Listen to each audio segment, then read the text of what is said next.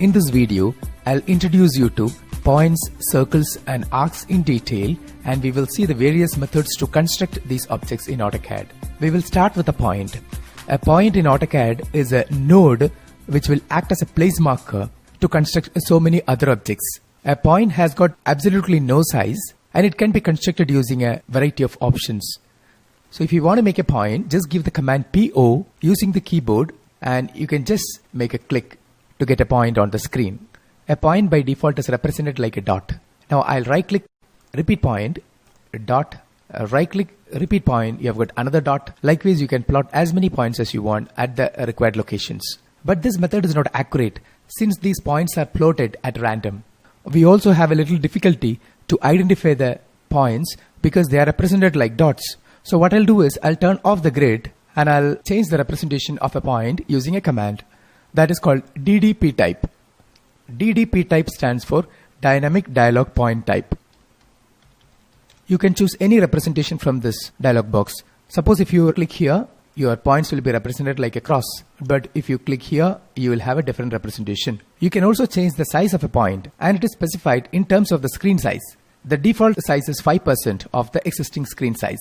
If you want, you can give it a higher value. I'll make it say 10. Now the size of the point got enlarged. I'll give an enter to go back to the same dialog box and I'll set the point size to 5. Now I would like to create these points precisely at predefined coordinate locations. I'll select all these objects and hit erase. I'll give limits command. I'll keep the lower left at the origin 0, 0 and I'll set the upper right corner at 120, 60. Now I'll give a zoom all. Now I'll pan the display slightly in the upward direction to see the origin point clearly. Next I'll give point command.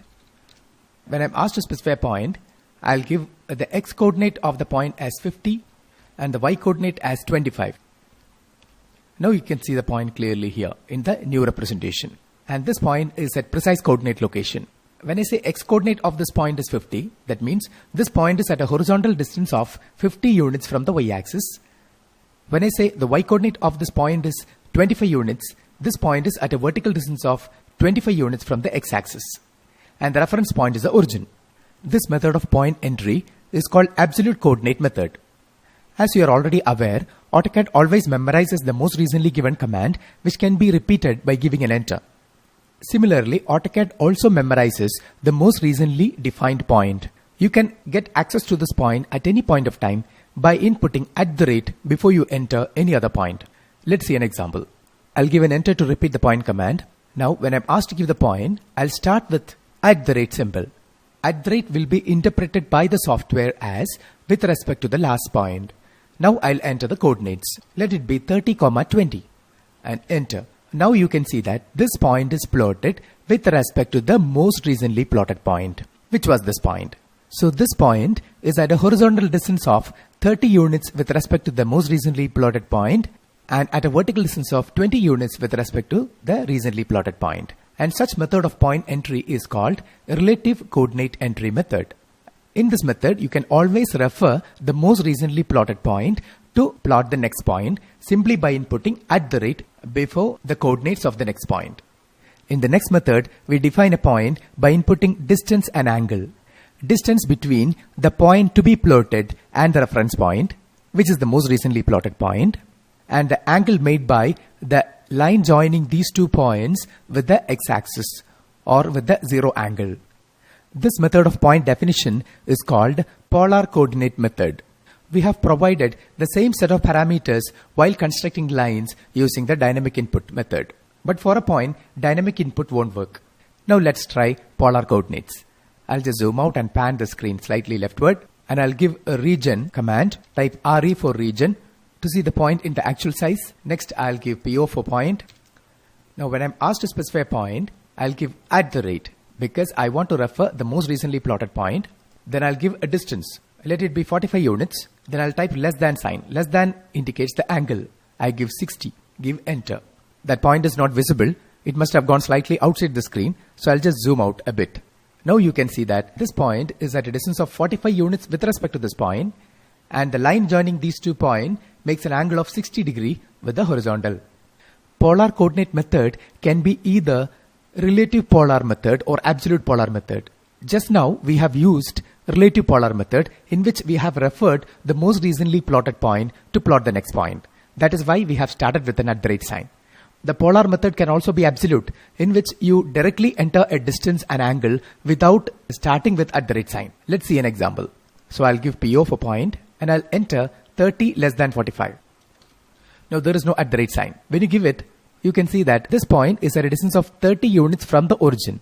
So the reference point is the origin, and the line joining the origin point and this point makes an angle of 45 degree with the x-axis or with the 0 angle. So this is what is called absolute polar method. Now, where do you use all these points? As I told you before, points will act as place markers in AutoCAD, which can be used as references to create any other object.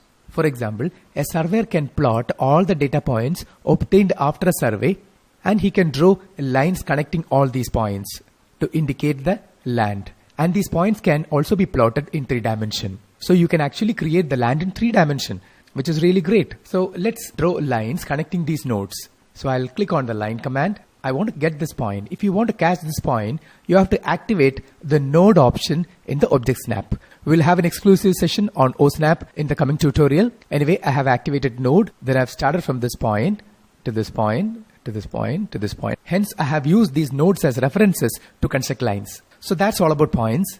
Now we will move on to the next object in AutoCAD, which are circles. You can draw a circle in AutoCAD using a number of options. When you click on the circle command at the draw panel, you will see a flyout wherein these options are displayed. Even if you have a number of options to draw circles, center radius is the most frequently used one. So I'll click on center radius. It will ask you for a center point. A center point can be defined using any of the normal point definition methods. So I'll just click on this node as a center. Now it will ask you for a radius. I'll give 30 units as a radius. Now the circle has got a center at this point and it is drawn with a radius of 30. Next, I'll draw a circle using center diameter method. So I'll click on the circle command and I'll select center diameter. I'll define the center point using absolute coordinates. I'll give 140, 50 as a center point. Now it's asking for the diameter. I'll give a diameter of 50 units. So the circle is drawn with the center diameter method. Next, we will see 2-point. 2-point option will let you draw a circle passing through any 2 points on the screen. Suppose I want to construct a circle passing through this node as well as this node. So I have got such a circle connecting these 2 nodes. You can also give precise values to draw such a circle. So I'll click on 2-point again and I'll pick the first point of the circle here.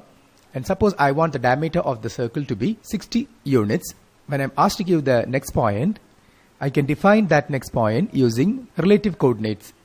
So I'll give @ with respect to the last point 60, 0. So the second point is at a distance of 60 units with respect to the first point horizontally rightward. I'll pan my screen to make some space over here and I'll go to circle command and I'll choose 3-point option. 3-point is just like 2-point, but instead of 2 points, you specify 3 points on the screen and AutoCAD creates a circle passing through these 3 points.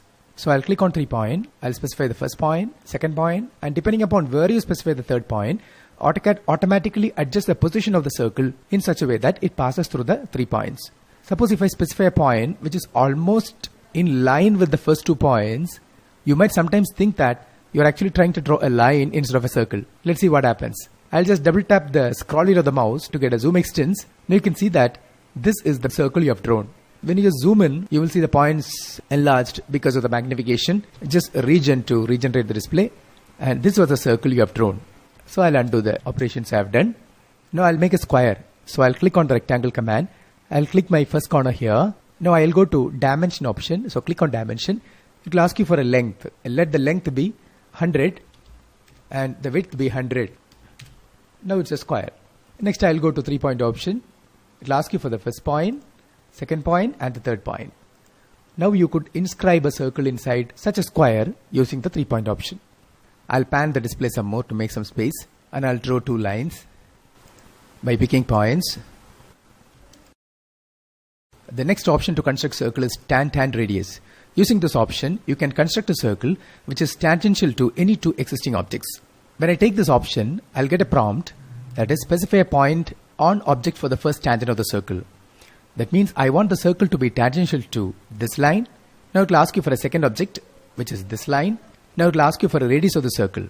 I'll give 55 units as a radius. Now you have got a circle, and this particular circle is tangential to these two lines. In other words, you can say these two lines are tangents to the circle. And how will you define a tangency between a line and a circle? At the contact point, the radial line will remain perpendicular. The next option to construct a circle is called tan, which means that using this option you can construct a circle tangential to any three existing objects. So I'll draw three circles using center radius options, and I'll go to tan option. So it will ask you for the first object, second object, as well as for the third object. The moment you pick these three objects, you will get a unique circle which is tangential to these three circles. And how will you define the tangency between two circles? For that, I'll draw a line from the center to this intersection to the center. That means the radial lines passing through the contact point will remain collinear. It will lie along the same straight line. So we have covered all options to construct circles. Next we will move on to arcs. Arcs are nothing but portions of circles. In AutoCAD, we can create an arc either by trimming or breaking a circle, or you can create an arc directly. To make an arc, you can use a number of options. As you can see here, you can use start point, end point, center point, radius, second point, included angle, chord length, and direction. But at a time, you don't need all these options. You can take any three options out of these 8 options and you can create an arc depending upon the parameters available. And you can see the combination of all these options in this menu. Simplest of all this option is 3 point. That means if you can specify 3 points, 1, 2, 3, you can create an arc. And these points can be specified using any of the point definition methods which we have discussed before. I'll show you another example. Using start point, center point, end point, I can define the start point, center point, as well as the end point. Depending upon where I pick my end point, I'll get a corresponding arc. And if I choose start point, end point, direction, for example, I can pick a start point, end point, and I can show a proper direction. Depending upon where I point, I'll get the bulge of the arc in that particular direction. And another example is a start point, end point, included angle. I can select a start point, end point, and if I want to construct a semicircle, I should give an included angle of 180 degrees. So I'll give 180 and you will get a semicircle. Rest of the options are very simple and you can try these options on your own. And if I click on continue, I can draw an arc from the endpoint of the most recently drawn arc. I can again click on continue to continue drawing arcs. And this option will be particularly useful to construct irregular shapes. That's all about arcs. In the next video, we will see the methods to achieve precision in AutoCAD.